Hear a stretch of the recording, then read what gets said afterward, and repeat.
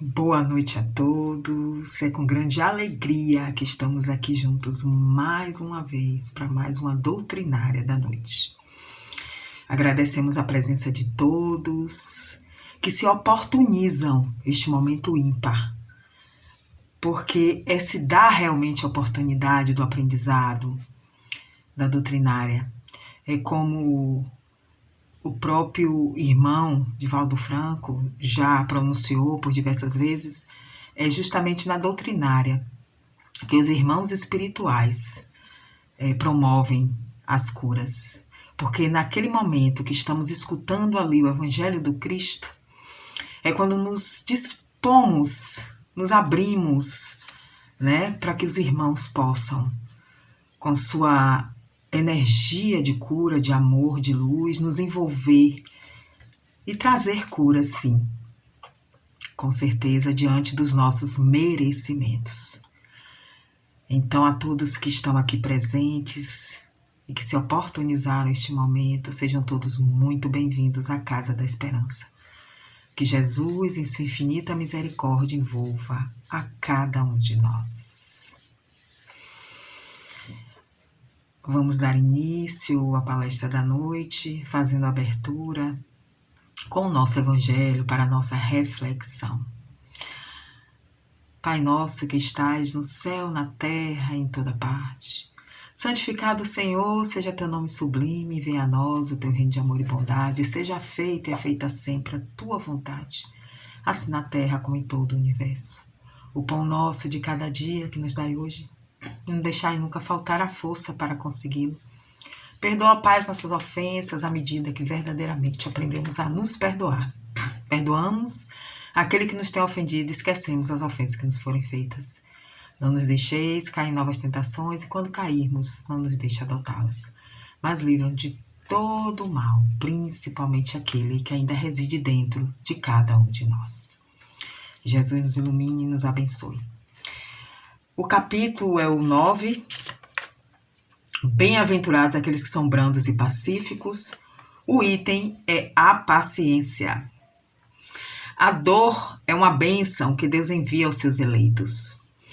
Não vos aflijais, pois, quando sofrerdes, mas bendizei, ao contrário, Deus Todo-Poderoso, que vos marcou pela dor nesse mundo para a glória no céu. Sede pacientes, a paciência também é uma caridade, deveis praticar a lei da caridade ensinada pelo Cristo enviado de Deus.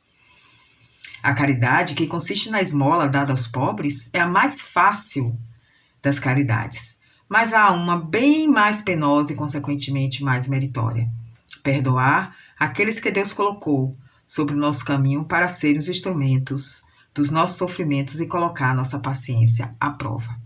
A vida é difícil, eu sei. Ela se compõe de mil nadas, que são picadas de alfinetes que acabam por ferir. Mas é preciso considerar os deveres que nos são impostos, as consolações e as compensações que temos por outro lado. E então, veremos que as bênçãos são mais numerosas que as dores. O fardo parece menos pesado quando se olha do alto do que quando se curva a fronte para o chão. Coragem, amigos.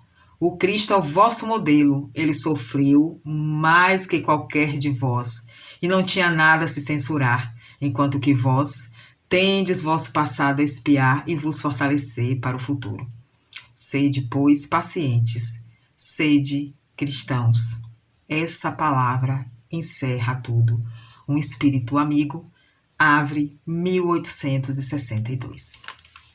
Então, meus irmãos, a reflexão da noite sobre a paciência. E nossa irmã, Juliana, querida, vai estar aí abordando o tema do nosso livro Jesus no Lar, de Ney Lúcio, A Coroa e as Asas, né? Que Deus, em sua infinita misericórdia, te envolva, Juliana, te inspire no seu amor, na sua luz, para que você profira as palavras da noite. Que Jesus nos abençoe. Boa noite, queridas irmãs, queridos irmãos. Agradecida por ser recebida aí na casa de cada um de vocês. Grata também à Casa da Esperança pela oportunidade de estudar, de refletir esse livro que eu gosto muito, Jesus no Lar, E hoje vamos falar do capítulo 14, A Coroa e as Asas. O título do capítulo já me chamou muita atenção, né? Achei bonito, achei interessante. E desde a primeira leitura percebi que a mensagem era profunda, que as palavras de Jesus, como sempre, tocam o nosso coração. E a ideia central é a reforma íntima. Esse tema que a doutrina espírita tem em grande conta, sempre nos convida a esse aprimoramento, a esse aperfeiçoamento. Então vou fazer a leitura de forma pausada, né, em etapas, para que o entendimento se faça melhor. Comentava-se na reunião as glórias do saber, quando o Cristo, para ilustrar a palestra, contou despretensioso. Um homem amante da verdade, informando-se de que o aprimoramento intelectual conduz à divina sabedoria, atirou-se à elevação da montanha da ciência, empenhando todas as forças que possuía no decisivo cometimento.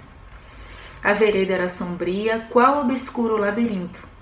Contudo, o esforçado lidador, olvidando-se dificuldades e perigos, avançava sempre, trocando de vestuário para melhor acomodar-se às exigências da marcha. De tempos em tempos, lançava à margem da estrada uma túnica que se fizera estreita ou uma alpercata que se afigurava inservível, procurando indumentária nova, até que um dia, depois de muitos anos, alcançou a desejada culminância onde um representante de Deus lhe surgiu ao encontro. O emissário cumprimentou, abraçou e revestiu-lhe a fronte com deslumbrante coroa de luz. Todavia, quando o vencedor do conhecimento quis prosseguir adiante na direção do paraíso, recomendou-lhe o mensageiro que voltasse atrás dos próprios passos, a ver o trilho percorrido e que de sua atitude na revisão do caminho dependeria a concessão de asas com que lhe seria possível voar ao encontro do Pai Eterno. Farei uma pausa para que a gente identifique esse amante da verdade. Então, ele buscava o aprimoramento intelectual. Ele resolveu escalar a montanha da ciência. E percebemos que ele é corajoso, empenhado, não desanimou durante o seu percurso, enfrentou todas as dificuldades, todos os perigos, com a finalidade de alcançar o progresso intelectual, de se tornar um sábio, de deter as glórias do saber. Essa personagem, ela em determinado momento, e nós veremos isso no decorrer do texto, ela esquece que o progresso moral ele vem de mãos dadas com o progresso intelectual, que o progresso intelectual por si só não conduz o homem ao seu aprimoramento enquanto espírito. Na verdade, os saberes, de certo modo, tornam o homem um pouco orgulhoso. Nas profissões que consideradas talvez como o progresso intelectual, no exercício das profissões temos grande oportunidade de nos elevarmos também moralmente. São conceitos que se complementam. Basta que a gente imagine talvez um psicólogo. Alguém chega com uma ferida emocional, com um problema, e ele vai se utilizar daquele saber, do seu aprimoramento intelectual para conduzir. E talvez ele consiga um aprimoramento moral, talvez ele consiga uma transformação naquele ser. E, obviamente, quando a gente colabora para a evolução do nosso irmão, evoluímos junto com eles. A lei de fraternidade já nos mostra que caminhamos todos juntos. E aí a gente pergunta, que interesse motivou essa personagem, esse amante da verdade?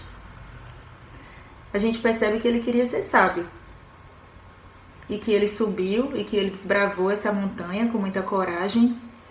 Mas que interesse? Em algum momento ele fala nessa passagem sobre a questão da moralidade, do aprimoramento enquanto espírito, das virtudes, a passagem ela refere bem a saberes da ciência. Ele queria escalar a montanha da ciência. Então, o que movia esse candidato a sábio quando ele resolveu desbravar essa montanha? E quando a gente fala do interesse, do que nos move, dessa mola, o Livro dos Espíritos ele nos traz uma questão, que é a questão 895, que a pergunta é do capítulo as virtudes e os vícios. Postos de lado os defeitos e os vícios, acerca dos quais ninguém se pode equivocar, qual o sinal mais característico da imperfeição? E a resposta vem: o interesse pessoal. Ele diz que ainda quando temos qualidades morais, quando postas à prova, muitas vezes o interesse pessoal se sobrepõe.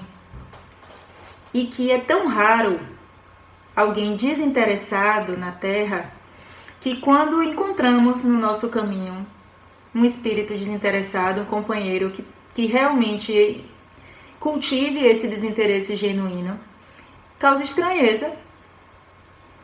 As pessoas estranham, não entendem, ele é taxado de bobo, de ingênuo. E numa das minhas leituras, eu fui deparada com uma análise sobre Jesus e esse desinteresse que moveu Jesus para que ele viesse ter conosco. Jesus não precisava provar nada mais. Ele já era um espírito perfeito e, no entanto, ele veio demonstrar o amor pessoalmente. E daí a gente tira a noção do quanto Jesus era desinteressado na sua missão. E o quanto Jesus era moralmente elevado. Eu, observando o trecho do Sermão da Montanha e uma outra passagem das minhas leituras que me chamou a atenção, como que Jesus conseguia falar com 5.000 pessoas aproximadamente, sem dispor de nenhum equipamento eletrônico, sem dispor de um microfone ou de um megafone que pudesse facilitar essa comunicação. E as passagens bíblicas relatam que ele falou a cada um.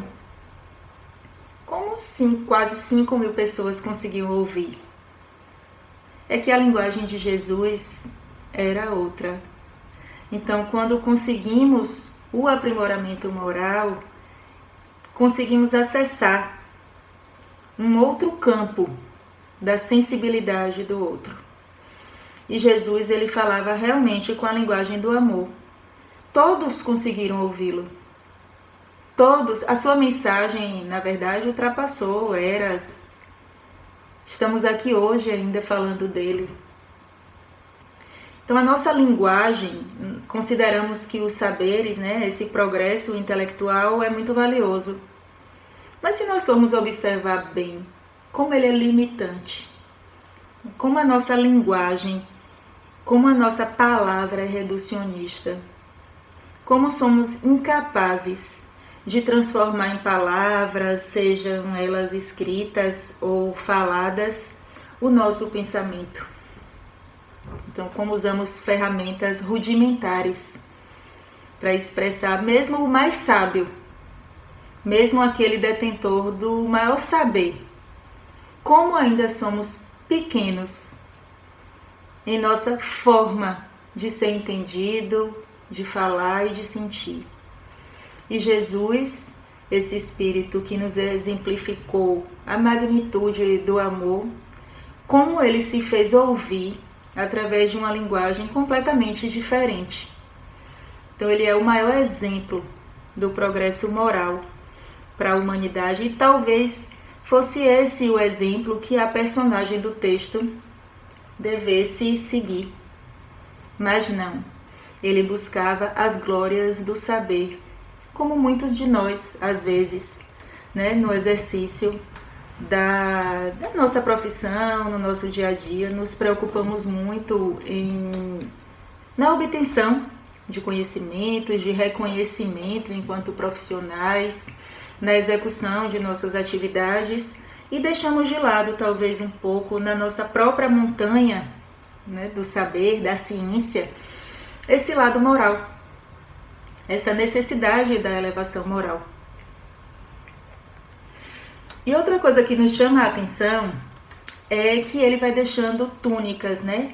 O texto fala muito que ele, em alguns momentos, vai deixando a túnica, vai deixando a sandália e vai trocando como se estivesse se adaptando àquele trecho do caminho. E essa túnica é uma simbologia que a gente pode entender como nosso próprio corpo. A doutrina espírita, geralmente, ela utiliza essa analogia do corpo com a roupa, né? Então, em cada encarnação, nós utilizamos a indumentária necessária às lições, ao nosso aprendizado naquele momento. Então, a gente entende que essa túnica que essa personagem vai deixando pela estrada, talvez essa túnica seja a indumentária que ele se utilizou naquele momento, naquela encarnação, para aquela lição. E a gente pode também entender como uma evolução na própria maneira de pensar. Então ele tinha ideias e à medida que ele ia conhecendo, ele ia abrindo mão de determinados conceitos, de determinadas verdades, e ele ia substituindo aquelas verdades, aprimorando os seus conhecimentos, né, abrindo mão de teorias que ele considerava importantes ou verdadeiras. Então ele ia deixando de lado. Então essa túnica, essa indumentária pode se referir tanto à nossa indumentária corporal que trocamos nas diversas encarnações, quanto até mesmo numa mesma encarnação, verdades ou ideias que são modificadas à medida que nos aprimoramos. Nesse caso, ele ainda ia modificando ideias no campo da intelectualidade. Ele ainda não se deu conta de que ele deveria exercitar também o progresso moral. E o decorrer do texto vai demonstrar exatamente isso, que ele se ocupou muito com o seu aprimoramento em se tornar um sábio e ouvidou desse aspecto da moralidade, da ascensão espiritual. E aí vamos seguir.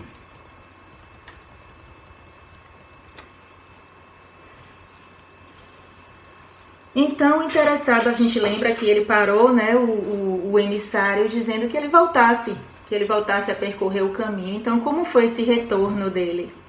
Aí o texto agora vai nos contar. O interessado regressou, mas agora, auxiliado pela fulgurante auréola de que fora investido, podia contemplar todos os ângulos da senda, antes inextricável ao seu olhar. Então ele hoje tinha a coroa do saber, e observemos pela leitura anterior que o anjo ficou feliz em recebê-lo, abraçou, acolheu, valorizou todo o esforço que ele teve de alcançar todo aquele saber. Ele foi abraçado, ele foi acolhido, mas precisávamos saber se ele estava pronto. E então lhe foi recomendado que ele retornasse. E aí então, coroado, ele retorna. Ele não conteve o riso diante das estranhas roupagens de que os viajores da retaguarda se vestiam. Aqui notava uma túnica rota, acolá uma sandália extravagante.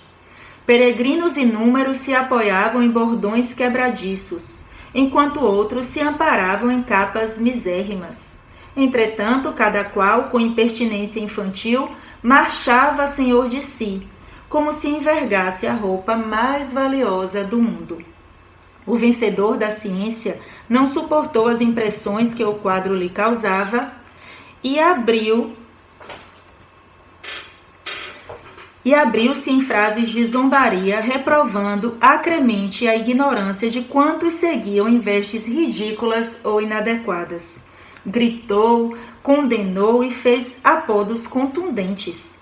Dirigiu-se à comunidade dos viajantes com tamanha ironia que muitos renunciaram à subida, retornando à inércia da planície vasta.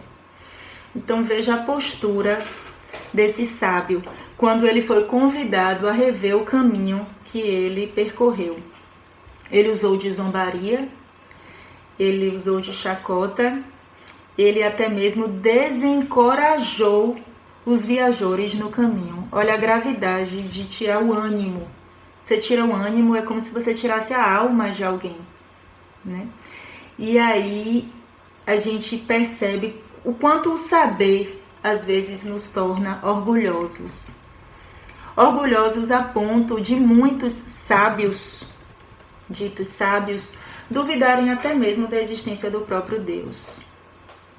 E aí Kardec, no Livro dos Espíritos, quando ele vai falar de Deus, na questão 14, ele traz uma pergunta e a resposta, o comentário, na verdade, de Kardec é de uma beleza, para mim, né, um dos trechos mais bonitos da doutrina, de tudo que eu leio. A pergunta é: Deus é um ser distinto ou será, como opinam alguns, a resultante de todas as forças e de todas as inteligências do universo reunidas? E aí Kardec, quando ele vai comentar, ele diz: Deus existe. Disso não podeis duvidar e é o essencial. Crede-me, não vades além. Não vos percais no labirinto donde não lograríeis sair. Isso não vos tornaria melhores, antes um pouco mais orgulhosos, pois que acreditaríeis saber, quando na realidade nada saberíeis. Deixai, consequentemente, de lado todos esses sistemas. Tendes bastantes coisas que vos tocam mais de perto, a começar por vós mesmos. Estudai as vossas próprias imperfeições, a fim de vos libertardes delas, o que será mais útil do que pretenderdes penetrar no que é impenetrável. Então Kardec aqui nos chama a atenção como o acúmulo do saber, como esse apego ao progresso intelectual às vezes alimenta o orgulho do homem. E o homem começa a questionar, e ele diz aqui: não tente entender Deus. Quer entender Deus? Começa se conhecendo. Essa viagem é de dentro para fora. Existem verdades que ainda não estamos prontos, nossa inteligência é limitada. Como eu disse há pouco, as nossas ferramentas são rudimentares. Então, quer conhecer Deus? Conhece-te a ti mesmo. O aforismo socrático que Santo Agostinho, que a gente quando fala do autoconhecimento, a gente não tem como deixar de falar do Santo Agostinho, que na questão 919 do Livro dos Espíritos nos traz aquele belíssimo relato que a gente precisa ler, e sempre que possível colocar em prática, mais do que ler, né? Tentar colocar em prática essa reflexão. E se a gente lembrar também, né, das lições de Chico Xavier, desde a década de 40, naquela obra Os Obreiros da Vida Eterna, quando ele trata da personalidade congênita, e esse estudo da personalidade congênita, como ele colabora para que a gente comece a entender quem sou eu, o que eu trago, qual é a minha bagagem, o que eu preciso corrigir, o que eu preciso aperfeiçoar e, acima de tudo também, o que eu preciso alimentar, qual a minha luz, né? Que é muito importante que a gente consiga identificar o nosso lado luminoso também. Então, para conhecer a natureza íntima de Deus, falta o sentido. É mais ou menos isso que Kardec quer nos dizer. Não é um sentido, não são esses sentidos, né, comuns. Falta o sentido. E onde a gente encontra esse sentido? A gente encontra esse sentido quando a gente passa a se conhecer. porque nós somos criação. Então, a partir da criatura, a gente começa a entender o Criador. E esse caminho é de uma beleza, de uma satisfação, quando a gente identifica que determinado, não vou nem dizer defeito, né? São os nossos atavismos, nossas imperfeições, né? Necessárias em determinado momento, foram aprimoradas algumas.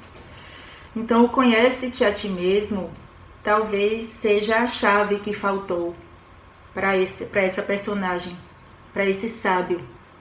A gente observa que quando ele voltou, ele começou a ironizar, deixou de acolher. Ele não identificou que aquele mesmo caminho que agora lhe era motivo de estranheza ou de chacota, foi o mesmo caminho que ele percorreu. Aquelas vestes, aquelas sandálias, aquelas pessoas que se sacrificavam para subir, todas elas, de certo modo, eram ele. Então, como lhe faltou a humildade diante do irmão? Ele não foi compassivo com a fraqueza do seu semelhante, faltou-lhe piedade, ele foi egoísta. Então, o texto deixa muito claro que um sábio nem sempre é detentor das qualidades morais necessárias ao acesso ao reino de Deus. E o pior, eu repito, da passagem, o que me chamou a atenção mesmo, foi como ele fez com que alguns irmãos desistissem. E a gente precisa lembrar também de uma reflexão que o Livro dos Espíritos nos traz da nossa responsabilidade enquanto sociedade. E o capítulo, no capítulo da desigualdade das riquezas, na questão 813, que pergunta: há pessoas que por culpa sua caem na miséria. Nenhuma responsabilidade caberá disso à sociedade? E a resposta, ela nos responsabiliza sim, enquanto integrantes dessa sociedade. Mas, certamente, já dissemos que a sociedade é muitas vezes a principal culpada de semelhante coisa. Demais, não tem ela que velar pela educação moral dos seus membros? Quase sempre é a má educação que lhes falseia o critério, ao invés de sufocar-lhes as tendências perniciosas. Então, quem é essa sociedade? Onde está essa sociedade? Essa sociedade está no mestre, está em mim, está em você, está no líder, está na celebridade, nos influenciadores das redes sociais. Toda essa sociedade é responsável. Então, quando um irmão nosso cai, todos nós somos responsáveis. E a doutrina espírita nos deixa muito clara essa responsabilidade. E aí a gente observa que um vencedor da ciência, ele alcançou o cume da montanha do saber. Ele desbravou, enfrentou todos os obstáculos, mas ele é cruel. Então, o exercício da paciência, nós somos convidados. Ele não teve nem paciência com os irmãos em dificuldade. E aí, fechando o capítulo, olha, ele diz: após amaldiçoar a todos indistintamente, voltou o herói coroado ao cume do monte. Então ele retornou para acessar o céu. Ele voltou o herói coroado ao cume do monte na expectativa de partir sem detença ao encontro do Pai. Mas o anjo, muito triste, explicou-lhe que a roupagem dos outros, que ele provocara tanto sarcasmo inútil, era aquela mesma de que ele se servira para elevar-se ao tempo em que era frágil e semicego, e que as asas de luz com que deveria erguer-se ao trono divino somente lhe seriam dadas quando edificasse o amor no imo do coração. Faltavam-lhe piedade e entendimento, que ele voltasse demoradamente ao caminho e auxiliasse os semelhantes, sem o que jamais conseguiria equilibrar-se no céu. Olha que passagem belíssima. Alguns minutos de silêncio seguiram-se indevassáveis. O mestre, todavia, imprimindo significativa ênfase às palavras, terminou. Há muitas almas na terra ostentando a luminosa coroa da ciência, mas de coração adormecido na impiedade, salientando-se no sarcasmo pueril e na censura indébita. Envenenadas pela incompreensão, exigentes e cruéis, fulminam os companheiros mais fracos no entendimento ou na cultura, ao invés de estender-lhes as mãos fraternais, reconhecendo que também já foram assim, tateantes e imperfeitos. Enquanto, porém, não se decidirem a ajudar o irmão menos esclarecido e menos afortunado, acolhendo-o no próprio espírito, com sinceridade e devotamento, não receberão as asas com que lhes será lícito partir na direção do céu. Olha que lição. E aqui ele fala da paciência. Paciência e entendimento. E no Evangelho segundo o Espiritismo, salvo engano no capítulo 9, Bem-aventurados os mansos e pacíficos, ele fala sobre a paciência. E ele diz, sede paciente, pois a paciência é também caridade e deveis praticar a lei de caridade ensinada pelo Cristo enviado de Deus. A caridade que consiste em dar esmolas aos pobres é a mais fácil de todas. Mas há uma bem mais penosa e consequentemente bem mais meritória, que é a de perdoar os que Deus colocou em nosso caminho para serem instrumentos de nossos sofrimentos e submeterem à prova a nossa paciência. Então ele chama atenção também para a lei de fraternidade.